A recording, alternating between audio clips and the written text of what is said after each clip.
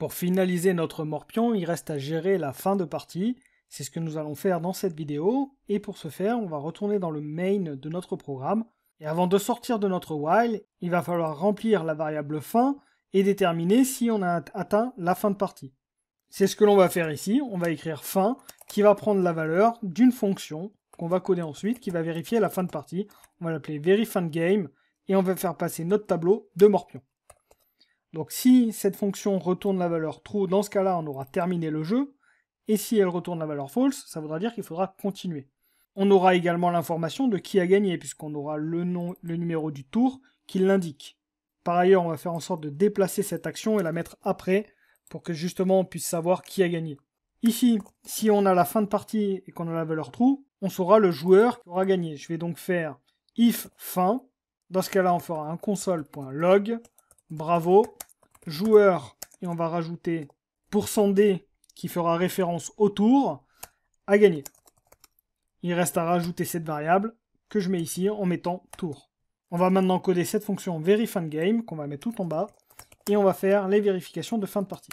On récupère ici le tableau, donc le morpion, et on va déjà parcourir les éléments de notre tableau. Ça, on l'a déjà fait, ça correspond à ce qu'on avait fait précédemment.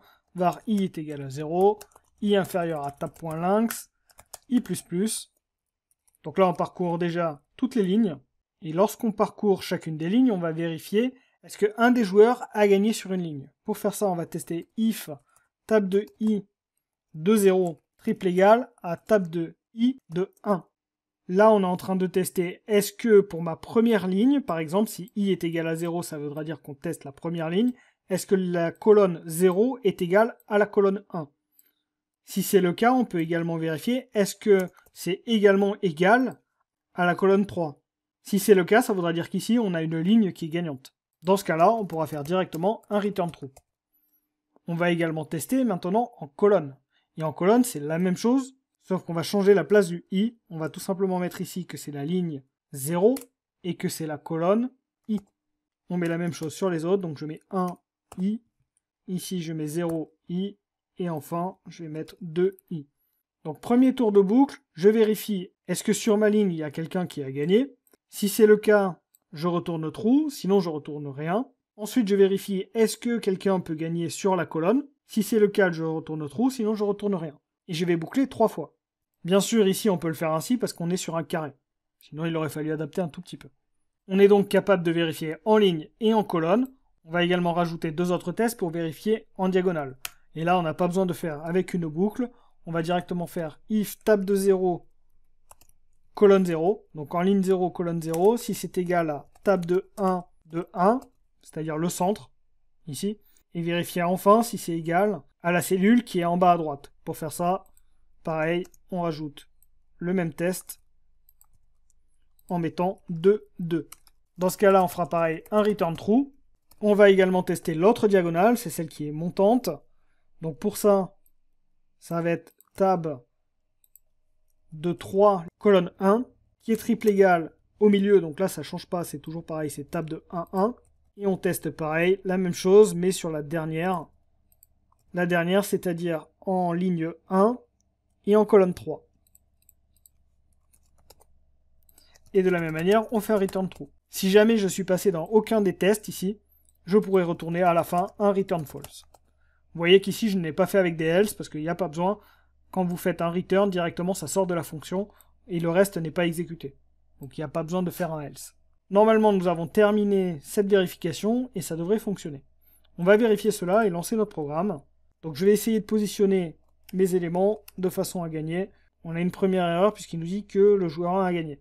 Ce qui est normal, parce qu'on a oublié une chose, c'est qu'il faut absolument que ça soit différent de 0. Là, pour le moment de notre tableau, toutes les cellules ont la valeur 0, et du coup, forcément, ça s'arrête. Il faut juste rajouter un test à chaque fois, en vérifiant si c'est différent de 0. Pour ça, je peux écrire ici, et tab de i de 0 est différent de 0. Je fais la même chose en dessous, en mettant 0 de i, et pour la vérification en diagonale, c'est pareil. Je rajoute ça, et tab de 0, 0 différent de 0, et la même chose en dessous, J'aurais pu choisir n'importe lequel des trois, hein. C'était pareil. Différent de 0. On va relancer. Donc je ressaisis un élément en position 2,2. Alors effectivement, je me suis loupé encore une fois. C'est pas l'indice 3.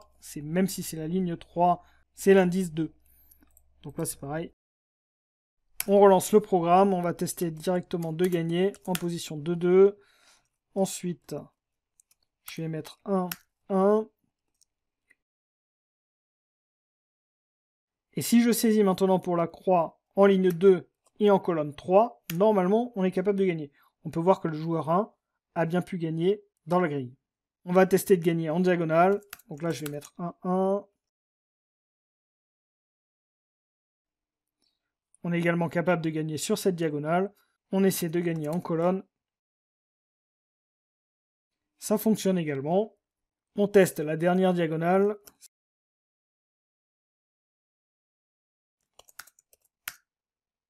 Alors on peut voir ici que j'ai fait une erreur parce qu'encore une fois je me suis trompé sur les indices. J'ai oublié de faire le moins 1. Donc ici c'est 0. Ici aussi. Et également là. On va réessayer de gagner sur cette diagonale. Vous voyez comme ça l'importance de réaliser les tests sur l'ensemble des cas possibles. Et maintenant il m'indique que c'est bon. Donc on est capable de gagner sur l'ensemble des possibilités. Il reste une seule chose à faire, c'est de vérifier que la grille n'est pas complètement remplie.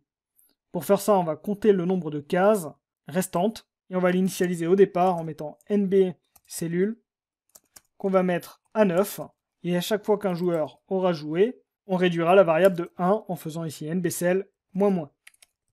Il nous reste à tester si le nombre de cellules est encore supérieur à 0, en faisant ici et NBCellule supérieur à 0. Dans ce cas-là, on continue à boucler. Si jamais il est égal à 0, on va s'arrêter. Et on teste à la fin, if NBCell triple égal à 0. Dans ce cas-là, on écrira console.log, personne n'a pu gagner. On teste que cela fonctionne, et on en aura terminé pour le programme. Donc je vais remplir l'ensemble des cases.